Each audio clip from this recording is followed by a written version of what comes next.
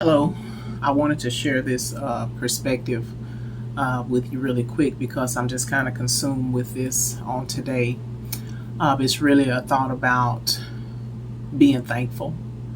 Um, and what's provoking this thought is that I have a really good friend that's more like a sister to me who's possibly preparing to lose her mother.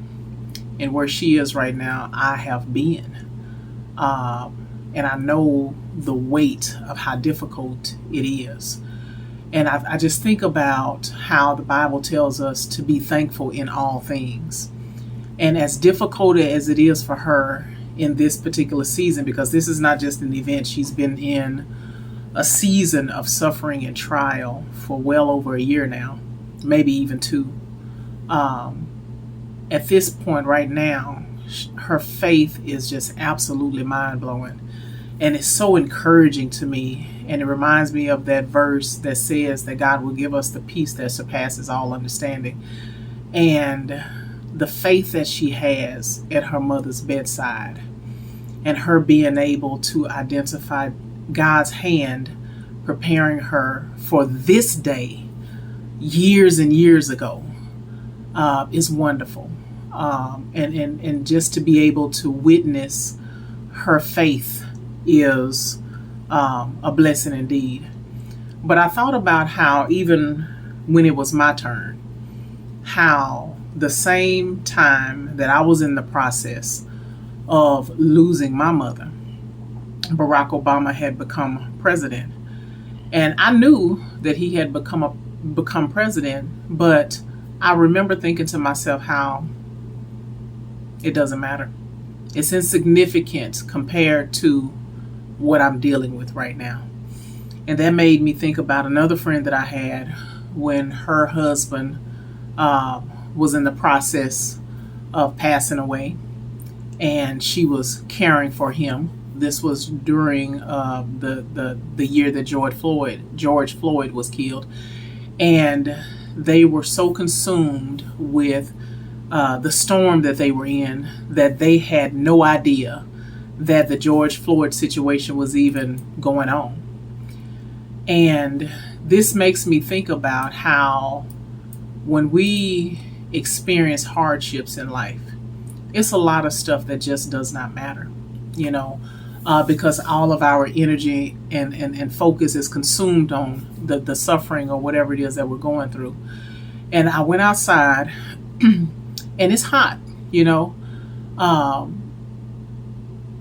and it's really easy to complain about it being too hot or too cold, or this frustrates me or whatever. It's so easy to become a murmurer and a complainer. But the word teaches us to be thankful in all things. And as hot as it is, of course, we can thank God for AC.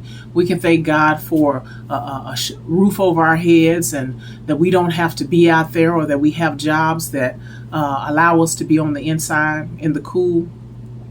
But what I thank God for is that I'm even aware that it's hot outside. I'm thankful that I'm able to feel the heat of the day, because there are individuals that are in circumstances and situations right now that would rather be in the position to feel the heat than to go through the storms that they're going through right now. And so I guess my encouragement is for us to be a more thankful people in all things, in your suffering, to be intentional about identifying those things that you can thank God for in spite of. Because life is hard. Life can be extremely hard. And when you're in those places where nobody's hands can help, and the only thing that could carry you or make a difference in your situation would be the prayers of the saints. Because God has orchestrated that storm for you and Him to walk through alone. And so the presence of people won't even really make a difference. And you have to be able to identify and realize the presence and the peace of God in those moments. And so it's a good thing to practice those things when things are well, or even, when things are a little difficult or whatever. We need to be more intentional about thanking God in all circumstances. You might not thank Him for what you're going through, but there are things that you can identify to thank Him for, because He's sustaining you in the storm when He could allow the storm to just flat out destroy you.